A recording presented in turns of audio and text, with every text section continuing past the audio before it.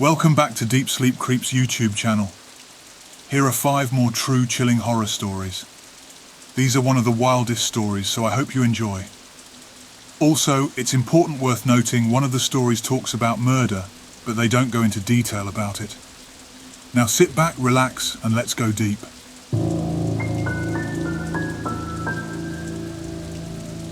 This started about 6 months ago when I was getting ready for bed in my room.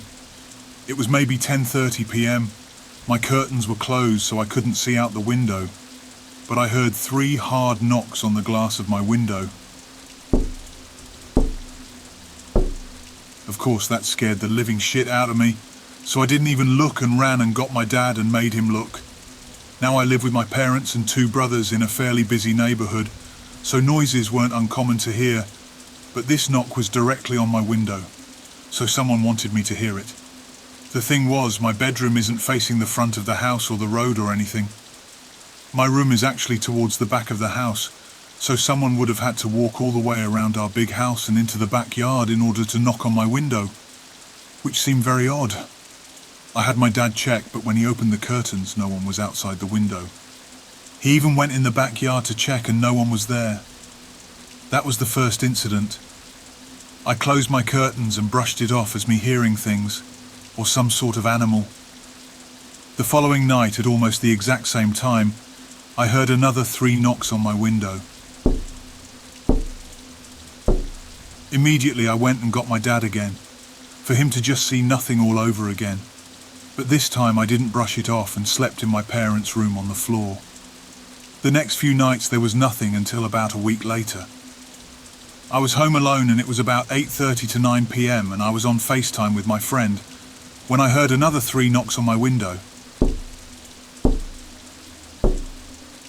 This time I was home alone, so I couldn't go get my dad, but I ran into their room and called them. They told me to call the neighbours to check because they were out of town, so I did. The neighbours saw nothing.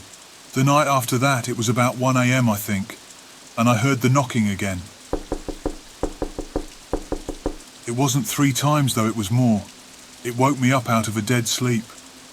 I was tempted to just look out the window to see who, but part of me didn't want to know. I went and got my parents, who didn't bother to check at that point because they didn't see anything the last few times. I kept hearing the knocking for the next few nights straight, to the point where I ended up just sleeping on the couch. My parents decided to just let me switch bedrooms, and so they moved my bedroom into what was my older brother's room, who was living in the dorms at the time. He was concerned when we explained the situation and he said it was okay. After that we were hoping not to hear any more noises. After moving the bedrooms I didn't hear anything. It was good for maybe 3 nights. Then I heard it again. The same knocking, 3 hard times. This chilled me to the bone. How could they know that I switched rooms when they weren't even there when I checked? This time I was done playing around and mustered all the courage I had to look out the window. When I looked out the window, I saw what I assumed was a man, or a very big-built woman crouching down, wearing a grey hoodie and some dark jeans. I can't recall the colour. It was dark, maybe grey or black. I closed the curtains and got my parents to tell them all about it, and they informed the police. The police really couldn't do anything because we had no solid proof besides my word.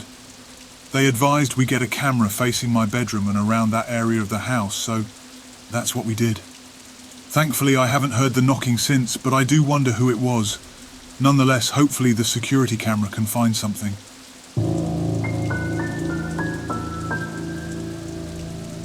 A couple years ago I had a terrifying night which I can say to this day is the most chilling experience of my life. I was 15 years old, living in a small, quiet town where everyone knew each other. It was a peaceful place, or so I thought until that unforgettable night.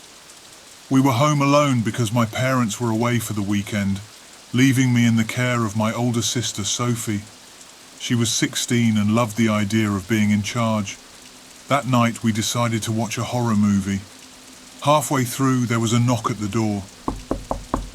We jumped out of our seats, hearts pounding as we decided what to do. Sophie paused the movie and tried shaking it off. We thought it was just a neighbour or a friend.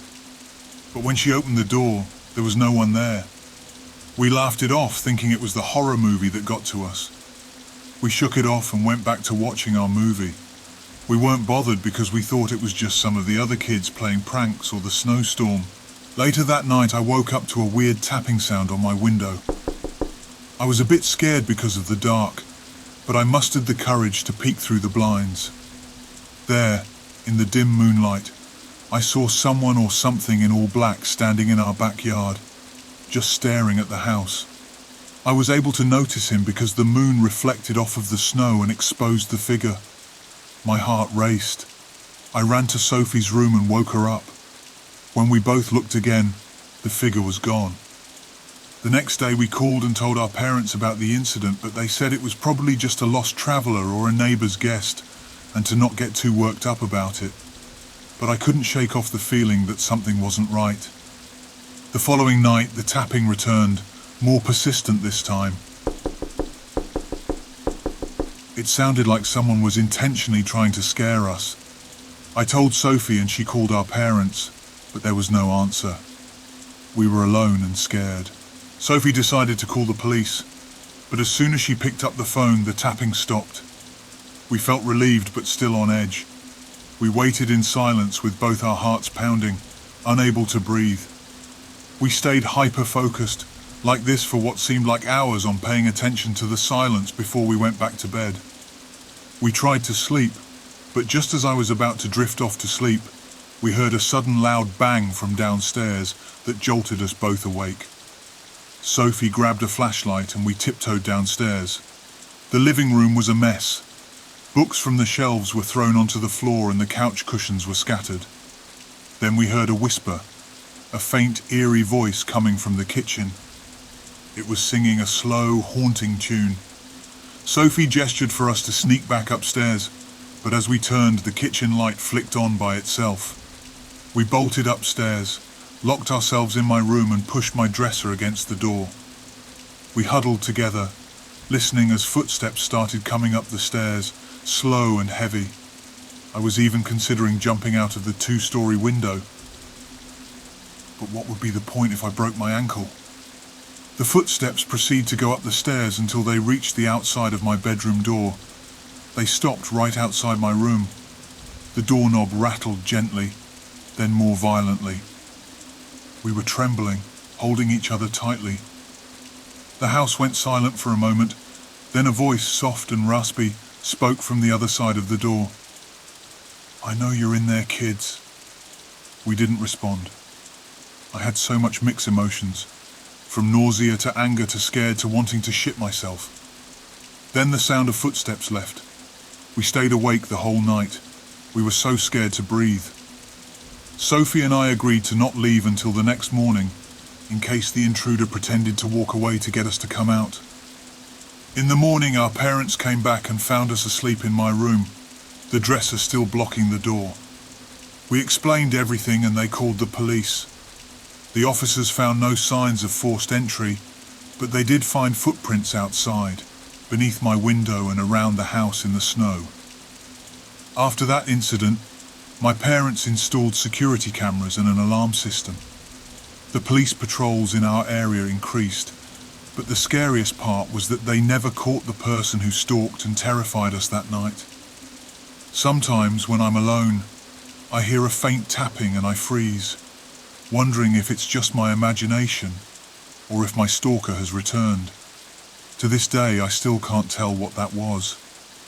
If there were no signs of forced entry, could it be a ghost or a flesh and blood human being good at breaking in? I just don't understand. I know what we heard. Although if it was a ghost, he would have went through the walls and into our room, right? I still don't know. Like I said, I still wonder if the tapping noises I still hear are from my intruder or imagination. Please let me know what you think, or if you experienced a similar situation.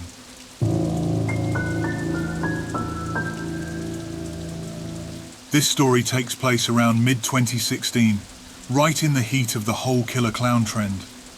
I'm not sure if trend is the right word here, and if I offend someone by saying that I apologize in advance. A lot of people have stories from this time, and mine isn't as scary as others I have read. but I felt like sharing nonetheless because it still freaks me out to this day. This was around fall break of 2016. My cousin and I were both in middle school, me in 7th, him in 6th, and I was staying over at his house one night during the break. There were quite a few people in the house that night. Me, my cousin, his 9-year-old brother, his 2-year-old sister, 3-month-old baby brother, his dad, and his stepmom. Let me try and explain the layout of the house and yard where my cousins and uncle lived. They lived in a rather large double-wide trailer that they bought and had out on a flattened part of a hill. Their driveway is a rather steep gravel slope that connected to the road at the bottom of the hill. Behind the house up the hill was nothing but woods. The nearest house was just slightly down the hill to the left, closer to the road. That was our grandparents' house. With the layout set up, let me continue to the story. As I said, my cousin and I were the only ones still awake. The rest of the family were fast asleep. We were watching TV, probably some shitty sitcom on Nick at Night or something. We kept hearing noises in the woods behind the house. We could see into the woods from the window in the living room where we were sitting, but we didn't pay much attention to it since it was kind of windy. Plus, my uncle had lots of motion lights around the outside of the house. In the back, facing the woods, the side door, close to the driveway on the opposite side of the house, and on the slightly elevated porch that overlooked the front yard and the road. So we weren't too worried about anyone or anything actually being outside, since anything out there would have triggered the lights. We had heard lots of stories and watched lots of YouTube videos about the whole killer clown thing. And to be honest, I didn't think it was real. I thought it was just prank videos. Something made up just to get clickbait views. Plus, we live in a small town in northeast Tennessee, where everyone and their dog owned some sort of firearm that included my uncle, a retired veteran. So we were never afraid of anyone dressing up as a clown trying to jump out for a quick scare and a funny video reaction, because if they did, they would meet the barrel of the gun very fast. So we were sitting on the couch watching the TV show. The only light being the TV and the dim light above the kitchen sink that was only a few feet behind the couch. Suddenly the back motion detector light came on. We did notice but didn't think anything of it. The lights were set on 10-minute timers. If it detected one movement, it would stay on and would turn off after 10 minutes if no other movement was detected. After 10 minutes, they went back off, so we figured it was just an animal, which wasn't uncommon. After about 20 minutes, I went to the bathroom down the hall. I did my business and washed my hands. When I left the bathroom outside, the motion light on the side of the house, by the side door that entered into the laundry room, turned on and shone through the thin blinds that were on the door. I swore I heard what sounded like footsteps on the gravel outside. Then the doorknob started rattling quickly like someone was trying to open it. I ran into the living room and got back to my spot on the couch. Luckily, the blinds were shut, so whatever it was didn't see me. I knew my cousin heard the same thing too, because he was already up and halfway into his dad's room to wake him up. At that point, I saw the light from the front porch come on, so I got up to look out the window that looked out to the porch and saw nothing. By this point, my uncle had his pistol and flashlight and was out on the front porch looking for who or whatever it was. My cousin and I were behind him on the porch watching. He looked around with the flashlight when he saw it. There, at the bottom of the hill, in the ditch by the road, was a clown. It was a crappy costume, one from probably Walmart or Spirit Halloween. It just looked at us and waved. My uncle fired a warning shot, and the clown ran across the road and into the woods. My cousin and I didn't sleep anymore that night. My uncle stayed out on the porch for a few more hours to make sure no one came back. I remembered him telling us not long after the shot was fired, he heard what sounded like an ATV starting up and driving away. Troublesome kids were always and still are an issue in this area. There are houses somewhat close to each other but far enough that you couldn't see them. The only house we could see was our grandparents' house. I don't doubt it was just a high school kid playing a prank, just trying to scare whoever it was in the house. Years later, after reading some more experiences with these clowns, of people's lives actually being threatened, it still scares me to think of what he would have tried to do if he was able to get in the house.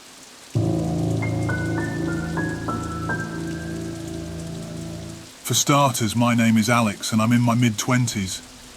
Also, I'd like to apologise in advance for how overly sarcastic this post may seem. Humour is my way of coping with uncomfortable situations. For viewer warning, this post does contain murder context, but I don't go into much detail. If you're uncomfortable with murder, please skip to the next story. When I was a troubled teenager, I moved in with my mother and stepdad to escape a less than ideal situation. Because of the move, I was enrolled in a new school. This school was located in one of the sketchiest neighbourhoods in the city. Everyone who resided in that area was relatively low income, my family included. We had a rec centre near the school that was a hotspot for, let's call them undesirables, which was primarily teenage boys wandering over from the nearby high school to catcall the girls. Anyway, during my time at my shitty school, I made an array of friends. However, there was one person who became my best friend. Let's call her Brittany. She and I got along all right, but in an unhealthy way. I was a people pleaser and she took advantage of that. Brittany was nice enough, but she was problematic. Regardless, we were fast friends and thus began our very short-lived friendship. Over the school year, she mainly came over to my house since I was an only child. We usually had the house to ourselves while my folks were at work. However, she finally invited me to her house around the middle of the school year. I was super excited. I'd always wanted to meet her family since they were always such an enigma. Brittany wasn't one to divulge information about her home life. All I knew was that she lived with her mother, stepdad, and younger siblings. I'm unsure if she was embarrassed or didn't care to share, but I finally had the honour of meeting them. Honestly, her family was amazing. They were kind and treated me very well. After that, I started going to her house more and more, and you know what? I really enjoyed it. Fast forward to a month or two before the end of the school year, and it's Brittany's birthday. Her family was throwing a little get-together at their house and I was invited. Brittany and I headed to her house after school, and it was a really fun time until near the end of the day. Now I knew next to nothing about her biological father. I knew he wasn't really in the picture. He'd sometimes drop by and say hello, but I had never personally met him.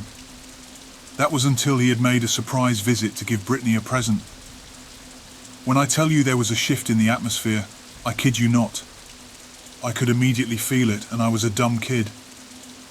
We were inside the living room eating some cake and there was a knock at the front door. Brittany's mum answered, and her face, which once had a nice smile, turned into a scowl. If looks could kill, the dude would be dead. She moved aside and this man walked in. I'll never forget how everyone in the room got tense except for Brittany, who excitedly greeted her dad. At the time, he seemed like a normalish dude, maybe a tad bit on the creepier side, but who am I to judge? Brittany introduced me to her dad and we shared some pleasantries. At one point I was invited to get some ice cream with them the following day, which I accepted. I mean, I was getting free ice cream. Of course I was going to say yes. He eventually left and we all got back to eating cake. I had honestly forgotten about the visceral reaction everyone had upon seeing him. Maybe if I remembered I would have said no. Anyway, the following day rolled around, and I went for ice cream with Brittany and her dad. I can't remember much from that day, other than him asking me if I had a boyfriend or girlfriend, which seemed innocent enough, but the way he asked it made me feel weird. I honestly can't remember much from my other encounters with this man. Nothing really jumps out to me. I know I went out with him and Brittany a few more times before my family moved to another city, and we lost touch. Fast forward a few years later, and I'm attending college. I'd managed to stay in contact with one person from my middle school days. Let's call her Tiffany. She had reached out to me one day asking if I wanted to go to a movie, which I happily accepted. I was balls deep in a depressive episode at the time and needed a pick-me-up. A film with an old friend was just what I needed. I took the train to a nearby mall and Tiffany and I watched the movie. Afterwards, we headed to the food court and got some food. We were catching up. It had been a couple of years since we last saw each other. When Tiffany suddenly perked up, she asked me if I heard about Brittany's father, to which I said we hadn't been in contact since I'd moved. Tiffany's face lit up, and she told me the most mind-blowing story my brain had ever heard. She informed me Brittany's father had murdered a woman. Now, before I continue, She was going based on word of mouth while she was telling me all the details. Tiffany had no news articles or police reports to back her story. She was told by a friend who heard from someone else and so on. But what she told me wasn't actually far from the truth. According to her, Brittany's father had taken the life of a street hooker. He got away with it for 2 years, and his truck got him caught. Apparently, there was something unique about it. Tiffany couldn't tell me much more because she genuinely didn't know. I remember going back to my dorm and trying to Google for more details, but I couldn't find a damn thing about it. I eventually forgot about the story until last year, 2023. I was discussing the craziest stories from my life with a friend when I suddenly remembered Tiffany's story. After some digging, I finally found an article that described the crime. I clicked on it, and when I saw the picture of the man, well, words can't describe what I felt. Everything Tiffany told me was true, but it was so much worse than what she and I thought. Out of respect for the victim and her family, I won't describe what he did, but he was arrested 3 years after he had taken her life.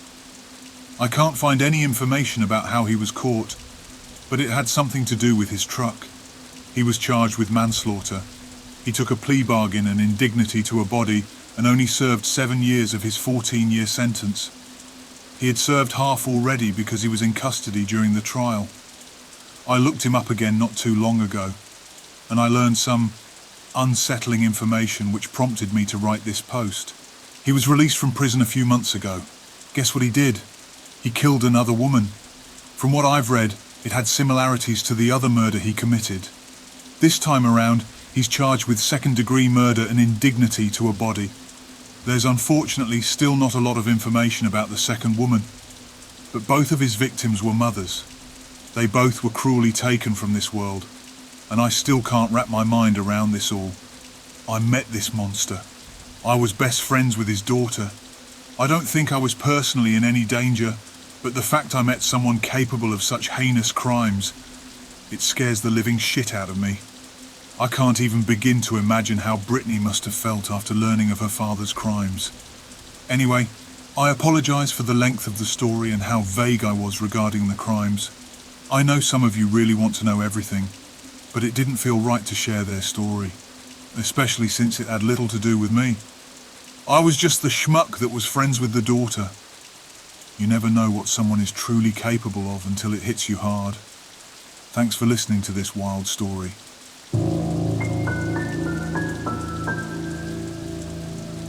This happened back when I was 22. A girl I dated since high school sporadically left me for another guy. On an impulse, I decided to travel cross-country to California to do some surfing. I didn't make any formal plans, and I'd say that it was fairly spur-of-the-moment decision. Not important, but it would demonstrate some of my lack of preparation. I slept in my car for the most part at Cracker Barrels if I could find one. I wasn't in a huge hurry to get to my destination. I was just happy to be out of the city and on the open road.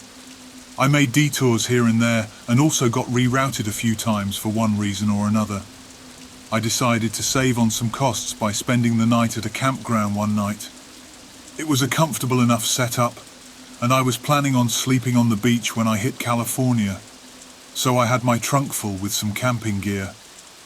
My goal was to relax for the night and hit the road in the early morning. I set up camp and was beginning to settle down for the night. I cracked open a beer and lit a cigar. Suddenly, this girl approaches my slot and asks if she could join me. She was pretty, dirty blonde hair and busty. Honestly, everything you would potentially want in this kind of situation. I knew this wasn't going to end the way that my head was leaning towards, because she called out to the tree line and told some people that I said it was okay to join. 2 guys came out, both about my height, and something was a bit off about them. I rationalized this as just being a part of the circumstances. 3 strangers at a campsite with me, just not knowing who they were, seems as though it was reasonable to me to be a little uneasy. I had a Yeti full of beer which I shared. They played some music and we talked for a bit. They weren't horrible company, and from what I gathered, it seemed like they may have just wanted to split my beer and some of my food. As the sun went down, The topics of conversation as well as their behaviour got a little troubling for my taste. One of the guys just unzipped their pants and took a piss right near the fire where everyone was sitting. It didn't bother them, but I found it odd. Next, one of the guys just casually pulled out a belt knife and began sharpening it. He asked me some really specific questions, such as if my parents were funding my trip and if I was carrying a gun. At my current age, I wouldn't have offered any information and would have probably made an excuse to leave. But the younger me said no to both questions, which was a lie, because I carried and still carry a .357 Magnum under my seat. The other guy asked me how much pocket money I'd have to have on me to travel solo across the country. I told him that I was budget travelling and didn't carry cash on me. I got the impression more and more that these people didn't have pleasantries on the brain, and that I may be in a worse situation than I originally thought. Some part of me thought that I was just meeting some colourful travellers such as myself. Quickly realised that reality isn't quite as great. The girl, who was originally sweet and somewhat shy, became more aggressive as the night went on. Not like in a super intimidating or scary, but she became more vocal and more physical with the other two. Not the same girl that approached my camp. One of the bigger guys came over and had a seat near me, but dangerously close. I was leaning up against a log bench and he kept his arm around me, but not touching me. The guy with the knife asked me more questions, such as who knew I was travelling, when I was expected back home, and what I did for a living. The questions were too specific for me to rationalise as a casual conversation.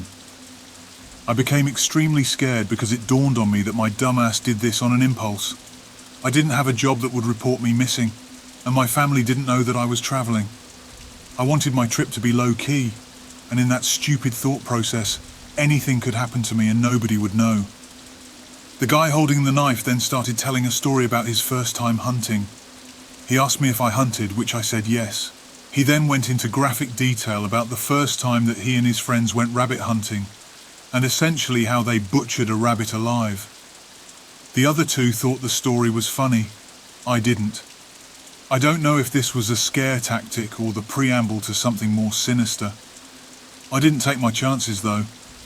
I got up to grab some more beers, one to contemplate how I was going to leave, and two to get myself repositioned away from the other guy.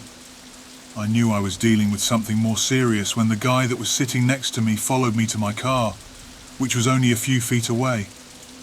I made several excuses to move, as I casually grabbed necessary items and put them in my open trunk. It looked like they were onto what I was trying to do, so I had to think fast. I noticed the one that kept close to me was slurring his speech from drinking, so I made my last-ditch effort using that to my advantage. I grabbed 4 beer bottles and passed them out, as I'd been doing. I took a small squirt bottle and dropped a few drops in my beer, and did the same to theirs. I raised my bottle to toast. Then the girl asked what I put in their drink. I told her it was just something to take the edge off and liven up the party some. One drank the beer with no problem, but the other two seemed hesitant. I insisted, but they didn't take the bait. I took a long chug myself and told them it was just THC, and it wasn't that potent. They eventually drank the beer once they saw that I was comfortable drinking it. After a couple of minutes I started acting sick, and realised out loud that I had mixed up the drops. One guy got angry and asked me what it was. I grabbed my head and told them I didn't know. Then I gave a very frantic apology by saying I'd been putting it in their drinks for the past hour or so. The bigger of the two started dry heaving and eventually fell over. The guy that was originally holding the knife started getting dizzy. The girl laid down while clutching the log bench, demonstrating what looked like seasickness to me. I threw up the juices sign as I got in my car and drove off. A couple of things worth noting. 1. Because I still had a long trip ahead of me, I didn't want to be hungover, so we were all drinking non-alcoholic beer. 2. The drug administered was nothing more than liquid caffeine for a vape pen. Was I in danger? I'll never have closure to say yes or no. But considering the specifics of the questions, along with the sudden changes in their personality, I'm leaning towards yes. I considered just turning around and going home, but I pressed on to California. I also told everybody that I was traveling and which routes I was taking, and also checked in with family once a day because boy did I learn my lesson on making sure my loved ones knew where I am. That was just a psychology trick that I learned. I can't remember from where, but essentially I used psychology to save my life. Placebo effect, that's what I learned. Where you give people a pill that'll magically cure them, and they believe it and cured themselves. This time I used it to pretend to be ill, and to my pleasant surprise these idiots followed. Glad I lived though, and I am much more cautious now. I'm considering carrying heavier drugs in case I find myself in this type of situation again. Are tranquilizers hard to come by?